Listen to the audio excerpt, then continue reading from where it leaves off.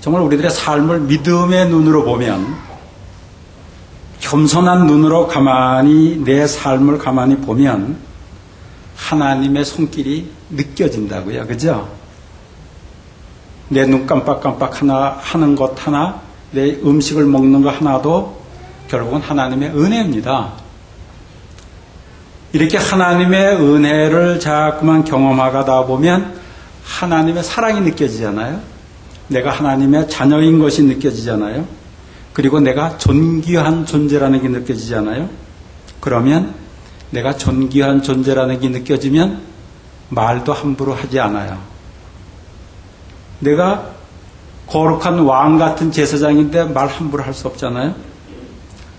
거룩한 왕 같은 제사장인데 하나님의 자녀인데 내가 돈 몇 푼 때문에 치사해지지 않잖아요. 왕 같은 제사장이니까 조금 삐져도 그렇게 삐져가지고서 이렇게 그러지 않잖아요. 이 하나님의 사랑을 보는 것, 내 삶 속에서 하나님의 사랑을 보는 것이 비단에 거하는 거라고 제가 첫째 시간에 말씀을 드렸습니다. 그 다음에 지난 시간에는 제가 이 말씀을 드렸어요. 비단에 거하는 것은 내 속마음을 본다고. 내 속마음이요, 겉으로 말하는 거하고 겉으로 얼굴 표정하고 내 진짜 속마음 다를 때 많잖아요. 그죠? 여러분들 다 똑같습니까? 늘 다르잖아요. 이러한 진짜 속마음을 하나님 앞에서 자꾸 보게 되면은요, 내가 저절로 겸손해집니다. 그리고 다른 사람들이 좀 잘못하는 것을 봐도 나는 쟤보다 더한데 사실은. 그런데 안 그런 척 할 뿐이지. 이러면서 다른 사람들의 약점을 보고 이해하고 용서할 수 있는 힘이 생기잖아요. 그렇지 않습니까? 그래서 내 속마음을 보면 이상하게 내 속에 잘못된 것이 반은 고쳐집니다. 내 속에 잘못된 것이 보기만 해도요, 반은 고쳐집니다. 그런데요, 내 속마음을 보고서도 잘못된 것을 알면서도, 교만한 것을 알면서도, 미워지는 것을 알면서도 안 고쳐질 때가 있어요. 이럴 때 힘들지만 하나님 앞에 나가서, 하나님, 내 속마음이 못된 것이 있는데 잘 안 고쳐집니다. 날 도와주세요. 날 도와주세요. 그런 기도를 하게 되잖아요. 그런데 이상하게도 이런 기도를 하게 되면은요, 처음에는 힘드는데 이런 기도를 하게 되면서 하나님이 나를 사랑하시는 것을 느끼게 됩니다. 이건 해본 사람만 알아요. 이상하게 내가 부족한 것을 위해서 하나님, 내가 고치려고 하는데도 잘 되질 않아요. 날 도와주세요. 내가 연약합니다. 이러면 하나님이 나를 사랑하시는 것이 느껴지게 됩니다. 그러면서 영적으로 하나님하고 관계가 깊어지는 거예요. 이것이 뭐냐면 비단에 사는 사람들이 누리는 특권이에요. 이게 참 신앙인들의 모습입니다. 세상에는 자기를 못 보니까 문제를 많이 일으키는 거잖아요. 그리고 세 번째로 오늘 말씀드리려고 하는 것이 비단에 거하는 사람들은 진리를 보게 됩니다. 진리. 따라와 보실까요? 비단에 거하는 사람들은 진리를 봅니다. 다시요. 큰 소리로. 비단에 거하는 사람들은 진리를 봅니다. 진리를 본다는 것은 이 세상에서요, 하나님께서 이 세상을 만들어 놓으신 것이 마구잡이로 막 만들어 놓으신 게 아니고 법칙을 가지고 만들어 놓으셨어요, 이 세상을. 그래서 예수님께서 뭐라고 말씀하시냐면은 나는 길이요, 진리요, 생명이라고 말씀하시잖아요. 진리라는 것은 하나님이 만들어 놓으신 법칙을 얘기하는 거예요. 이 세상의 만물이 그냥 막 지멋대로 움직이는 것 같은데 가만히 연구를 해보니까 법칙이 있어요. 그 법칙을 또 연구하는 학문이 생기잖아요. 이게 수학이고 물리고 심리학이고 생물학이고 막 이런 것들이 생기잖아요. 그리고 이런 것 가지고서도 설명이 되지 않는 것들이 있어요. 진리가 눈에 잘 보이지가 않아요. 그래서 우리들에게 뭘 주십니까? 하나님의 말씀, 성경을 주시는 거예요. 성경을. 그래서 성경을 읽다 보면, 또 공부하다 보면 지금까지 몰랐던 진리를 깨닫게 되는 거예요. 그러면서 내가 어떻게 됩니까? 지혜롭게 되는 거예요. 이 진리를 깨닫지 못하면 어떤 사람들은 신앙생활을 오래 해도 지혜롭지 않아요. 근데 진리를 많이 깨달으면 깨달을수록 지혜로워지는 거예요. 그래서 오늘 본문 말씀에서 이런 얘기 하잖아요. 주의 계명이 항상 나와 함께하므로 그것이 나로 원수보다 지혜롭게 하나이다. 세상에 못된 사람들 많이 있잖아요. 그런데 지혜롭지 못한 사람들은 같이 맞붙어 싸워요. 근데 지혜로운 사람들은 하나님의 진리를 가지고 지혜롭게 못된 사람들을 이겨나가는 거예요. 지는 것 같은데 이겨요. 그러잖아요. 그러나 반대로 눈에 보이지는 않지만 분명하게 있는 이 법칙, 진리를 모르고 무시하고 살아가는 사람들은 열심히 자기 자신을 이유하고 살아가는데 이상하게 시간이 지나면 열매가 안 좋아요. 오히려 더 손해가 나는 경우들도 많이 있어요. 낮아지고 섬기면 높아지고, 높아지려고 하면 낮아지는 진리가 있잖아요. 우리 이 세상 속에. 한번 여러분들 가만히 보세요. 사람들 보세요. 어떤 사람들은 자기 자랑을 계속하는 사람들이 있어요. 그런데 그 사람들이 여러분들 어떻습니까? 사람들이 보기에 아이고 저거 또 지 자랑이야? 저거 지 자랑이야? 자, 그럼 사랑받지 못하는 사람으로 돼버려요. 이런 사람들을 어리석은 사람이라고 얘기하잖아요. 그런데 어떤 사람들은 자기 자랑은 안 해요. 그리고 자기 못난 것을 자꾸 얘기해요. 자기 약점을 자꾸 얘기해요. 그러면서 낮아진 자리에서 살아가는 사람들이 있어요. 그런데 이상하게도 그런 사람들은 친근감이 있고 그 사람들에게 뭔가 정을 주고 싶은 마음이 생기는 거 아닙니까? 진리죠, 진리. 이 교회를 열심히 다니는 어린이가 있었습니다. 이 어린이가 학교를 다니는데 반에 새로운 친구가 전학을 왔어요. 이렇게 새로운 친구가 전학을 오면 모든 아이들이 따뜻하게 잘 대해줍니까? 어린이들이? 안 그래요. 텃세를 합니다. 꼭 다른 반에서 이렇게 새로운 전학이 오면 텃세를, 그리고 그 새로운 아이를 왕따시켜요. 놀려요. 잘 도와줘야 될 때 도와주질 않아요. 잘하는 것이 있으면 오히려 무시하려고 그러고 흠잡으려고 노력을 합니다. 이 어린이도, 주일학교 어린이도 열심히 친구들이 그러니까 자기도 그냥 막 이렇게 했단 말이에요. 그렇게 하다가 교회에 가서 기도하면서 말씀을 들으면서 공부하면서 자기 속마음이 보이더라는 거예요. 내가 하나님의 자녀인데 새로운 학생을 잘 적용할 수 있도록 해야 되는데 내가 왕따시키고 좀 오래 다녔다고 텃세를 부리는 것은 참 비겁한 일이다 하는 생각이 들더라는 거예요. 자기는 자기하고 친한 친구가 있다고, 아직 친구가 하나도 없어서 힘이 없는 친구를, 친구들의 힘을 빌려서 함부로 그 힘없는 이 친구를 이렇게 함부로 하는 것이 비겁한 일 아니에요? 얼마나 비겁한 일이에요? 그래서 이것을 깨닫고 그 전학온 학생에게 자기의 미안한 것을, 창피한 것을, 수치스러운 것을 얘기하는 거예요. 친구야, 내가 참 비겁했었어. 너를 힘들게 했었지. 미안해. 이러니까 전학 온 학생의 마음이 확 열리게 되더라는 거예요. 그리고 오히려 자기에게 어렵게 했던 것들은 다 잊혀지고 자기에게 미안하다고 이야기한 학생이 고맙게 느껴지고 친근감이 느껴지더라는 거예요. 사랑하는 마음이 생기더라는 거예요. 이상하게 나의 잘못을 고백하니까, 나의 수치스러운 것을 고백하니까 이상하게 억울함을 당하던 친구의 마음이 열리고 아픈 마음의 상처가 치료가 되고 자기를 왕따시키며 힘들게 하던 친구가 용서가 되고 사람과 사람 사이에 하나 되는 기쁨을 누리게 되더라는 거예요. 이게 뭐예요? 진리예요, 진리. 하나님이 만들어 놓으신 진리. 그래서 천국의 주인인 예수님이 이 세상에 오시기 바로 전에 침례 요한이 와서 가장 먼저 외치는 것이 뭐예요? 회개하라. 우리들의 잘못을 지적하려고 그러는 것이 아니고 하나님하고 친하게 만들어 주시려고, 하나님의 사랑받는 사람이 되게 하려고 너희들 자랑하려고 그러지 말고 네 속에 있는 약점 먼저 얘기해. 하나님 앞에 죄를 먼저 얘기해. 그러면 하나님과 소통이 되는 거야.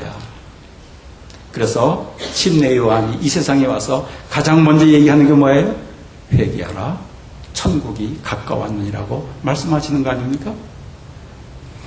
이상하게 잘못을 고백하면 사람에게 사랑받는 존재가 되고 하나님에게 사랑받는 존재가 되고, 그래서 사랑받는 존재가 되니까 내 육신까지도 건강해지는 거 아니겠습니까? 이게 진리라는 거예요. 이 진리를 아는 사람들은 이 진리의 능력을 경험하면서 살아요.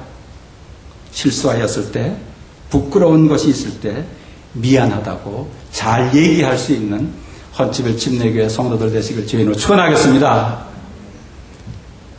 이것을 잘하는 사람들이 참 좋은 신앙인들이에요. 이것을 잘하면 사람과 사람 사이에 소통이 되는 거예요. 제가 그 재미난 얘기를 하나 들었어요. 소통이 안 되면 통해진다 그래요. 소통이 안 되면 아파진다는 거예요. 근데 더 좋은 얘기는 소통이 안 되면 간통을 한다 그러더라고요. 부인과 남편이 소통이 안 되면 간통을 한대요. 소통을 잘해야 행복한 가정도 꾸릴 수 있는 거잖아요. 이러한 진리를 모르는 사람들은 자기의 부족함을 감추고 자기의 죄는 감추고 자꾸 남의 죄는 들추려고 합니다. 그러면서 늘 불평하잖아요. 그리고 이들이 착각하는 것이 있어요. 남의 문제를 지적하면서 자기가 더 많이 알고 있다고 스스로 착각에 빠져요. 그리고 스스로 신앙이 좋다고 착각하고 스스로 남들보다 더 낫다고 생각합니다. 그러면서 은근히 자기는 괜찮은 사람인데 내 주위의 환경들이 나를 받쳐주지 못해서 내가 신앙생활 잘 못한다고 얘기하는 거예요. 내가 이 모양이 됐다고 얘기하는 거예요. 그런데 이렇게 살다가 보면 이상하게도 자기에는 점점 친구가 없어지고 소통되는 사람이 없어지고 외로워지고 영적으로 기쁨이 없어지고 하나님의 사랑을 경험하지 못하는 쓸쓸한 사람이 될 뿐만 아니라 사회적으로도 힘없는 사람, 아무 쓸데없는 그런 사람이 되어버리더라는 거예요.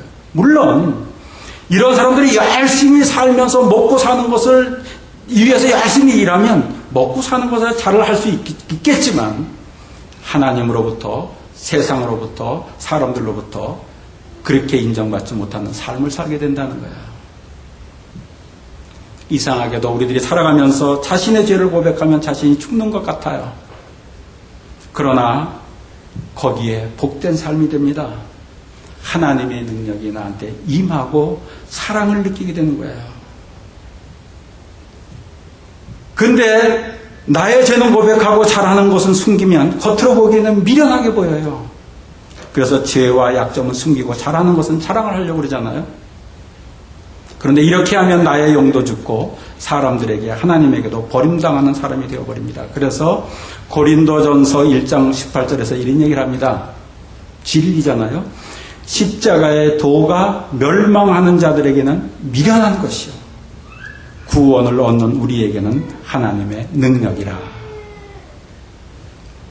여러분들의 약점을, 여러분들의 부족함을 잘 얘기하면서 하나님의 능력을 경험하는 성도들 되시길 주님으로 축원하겠습니다. 예. 여러분, 그 김창수 교수라는 커뮤니케이션 교수가 계시는데요. 저는 이분 강의를 들으면서 참 재미나는 이야기를 하더라고요. 이분이 그 자기의 경력을 쭉 얘기를 하는데 참 재미나는 얘기를 해요. 이제 대학을 졸업을 하고 이제 대학도 해병대를 졸업했다고 이러면서 이제 그 얘기를 하면서 자기가 제일 처음에 취직을 했는데요. 언론사에 취직을 했대요. 언론사에. 그러니까 사람들이 강의 듣던 사람들이 와 그러는 거예요. 언론사면 그래도 괜찮은 직장이잖아요. 그런데 이런 얘기를 하는 거예요. 내가 언론사에서 뭐 했는지 아십니까? 새벽에 일을 했습니다. 새벽에. 자전거를 타고 신문을 싣고 다니면서 신문 돌리는 일을 시작했다는 거예요. 부끄러운 얘기를 그냥 자기가 그 무능했던 얘기들을 그냥 웃으면서 다 얘기를 하는 거예요. 그러니까 모든 강의를 듣는 사람들이 마음을 다 열고 소통이 되기 시작하고 모든 사람들을 즐겁게 하면서 진리를 얘기할 수 있는 힘이 생기더라는 거예요. 이상하게 낮아지고 정직하게 나의 부족함을 고백하면서 우리들이 살아가면 영적으로 자유해지고요. 사람들과 하나님과 소통하는 기쁨을 누리게 되고 사람들과 하나님께 사랑받는 기쁨을 누리는 그러한 속에서 하나님을 영광스럽게 하는 우리들의 모습이 되는 거 아니겠습니까? 또 하나님이 이 세상을 진리 중에 좀 깊이 생각해야 이해되는 진리가 하나 있어요. 우리 인간이라는 존재는 훈련받아야 되는 존재입니다. 훈련받아야 되는 존재. 우리 한번 따라해 보실래요? 나는 훈련받아야 되는 존재입니다. 예, 큰 소리로. 나는 훈련받아야 되는 존재입니다. 한번 생각해 보세요. 내가 진정으로 내 속마음을 보면 겸손해지잖아요. 인사 잘하면 사람들에게 사랑도 받잖아요. 대화를 할 때 상대방을 존중하면서 말하면 상대방의 사랑을 받잖아요. 대화를 할 때 말하기보다 듣기를 잘하는 사람이 되면 사랑받는 사람이 되잖아요. 봉사를 잘하면 사랑받는 사람이 되잖아요. 그런데 내 속마음을 보는 것이 잘 됩니까? 잘 안 돼요. 저절로 안 되는 거예요. 인사 잘하는 게 저절로 잘 됩니까? 어떤 사람들은 잘 될지 모르지만 미운 사람 보면 인사하기 싫어지잖아요. 피하고 싶죠. 봉사하는 삶이 저절로 잘 됩니까? 남을 존중하면서 말하는 것이 저절로 잘 됩니까? 말하기보다 듣기를 잘하는 것이 저절로 잘 됩니까? 이것이 다 훈련돼야 되는 거예요. 훈련돼야. 이 훈련을 잘 받아서 내 속을 잘 보는 사람이 되고 남의 이야기를 잘 듣는 사람이 되고 남을 위하여 봉사하는 사람이 되고 남을 존중하면서 말할 줄 아는 사람이 되고 인사를 잘할 줄 아는 사람이 되는 거예요. 훈련받아야 된다는 거예요. 저절로 되는 게 아닙니다. 이렇게 훈련받아야 되는 것을 너무나 잘 아시는 하나님께서 우리들에게 훈련시키시느라고 우리에게 뭘 주세요? 시험을 주시는 거예요. 시험. 그래서 훈련받아서 내가 다른 사람들의 이야기를 잘 듣는 사람, 내 속마음을 보는 사람, 남을 존중하면서 얘기하는 사람, 말하기보다는 듣기를 잘하는 사람으로 하나님께서는 훈련시켜 나가시더라는 거예요, 우리를.